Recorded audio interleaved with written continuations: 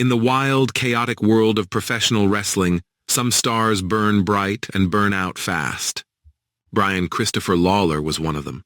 A high-energy showman, a master of comedy wrestling, and the son of a living legend, he made millions laugh inside the ring. But behind the jokes, the dance moves, and the loud crowd reactions, there was a darker story, one filled with pressure, controversy, addiction, and unanswered questions.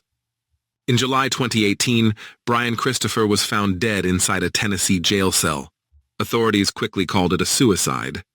But fans, friends, and family were left asking the same chilling question: was this really the end of his story? Or was there more the world was never told?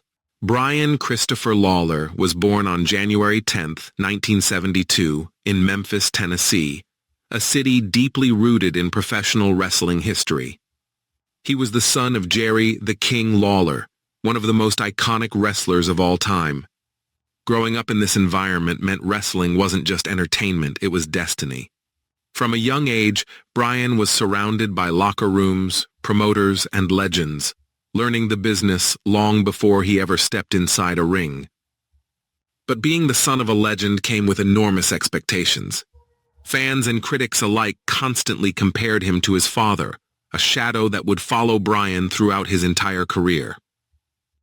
Christopher found early success in the United States Wrestling Association, USWA, where his natural charisma and athleticism quickly made him a fan favorite. His big break came when he joined WWE in the late 1990s, teaming with Scott Taylor as Too Cool. With flashy outfits, comedic timing, and crowd-pleasing dance routines, Too Cool became one of the most popular acts of the Attitude Era. Brian, wrestling under the name Grand Master Sexay, was suddenly performing on the biggest stages in the world. The cheers were loud, the schedule was brutal, and the spotlight never turned off. Fame arrived fast, but stability did not. While fans saw laughter and fun, Christopher's personal life was far more complicated. The relentless WWE touring schedule, combined with the pressure of living up to his father's legacy, took a toll on his mental health.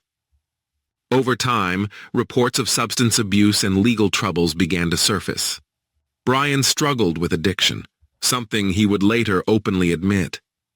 Friends described him as generous and kind, but also deeply troubled. The wrestling world that once lifted him up slowly became a place of isolation. After leaving WWE, Christopher's life became increasingly unstable. He faced multiple arrests over the years, including charges related to DUI and assault. Each incident chipped away at his reputation and confidence. Though he attempted comebacks on the independent circuit, the glory days of Too Cool were long gone. Financial stress, health problems, and addiction continued to haunt him. To many close to him, Brian seemed trapped, unable to escape the mistakes of his past. On July 7, 2018, Christopher was arrested in Hardeman County, Tennessee, after allegedly attempting to evade police while under the influence. He was taken into custody and placed in jail. Just days later, on July 29, 2018, authorities announced that Christopher had been found unresponsive in his cell. He was rushed to a hospital, where he was pronounced dead at the age of 46. Officials ruled Christopher's death a suicide by hanging. According to reports, he used a bedsheet to take his own life. The announcement shocked the wrestling world. Fans mourned. Fellow wrestlers shared tributes. Yet almost immediately, questions began to surface. Why was Brian placed in a cell alone? Were proper suicide prevention protocols followed? And most importantly, was Brian mentally evaluated before being left unsupervised? Jerry "the King" Lawler publicly expressed doubts about the circumstances surrounding his son's death. He questioned jail procedures and suggested that Brian did not seem suicidal during their last conversations. These statements fueled speculation across social media and wrestling forums. Some believed negligence played a role. Others wondered if vital details were missing. While no official wrongdoing was proven, the unanswered questions kept the mystery alive. Christopher's death reopened an ongoing conversation about mental health in professional wrestling.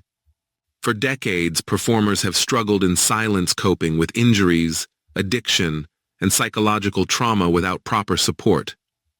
Brian's story became another tragic example of how fame does not protect against pain.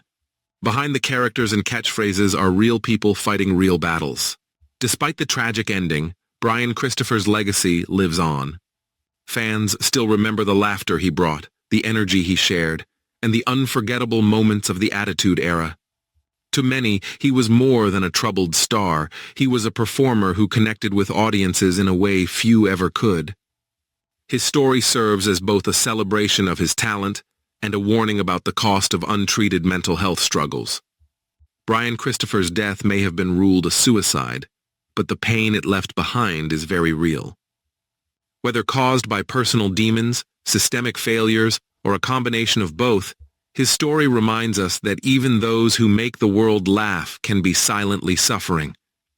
As fans, as viewers, and as human beings, remembering Brian Christopher means acknowledging the full truth of his life, not just how it ended, but how deeply he mattered.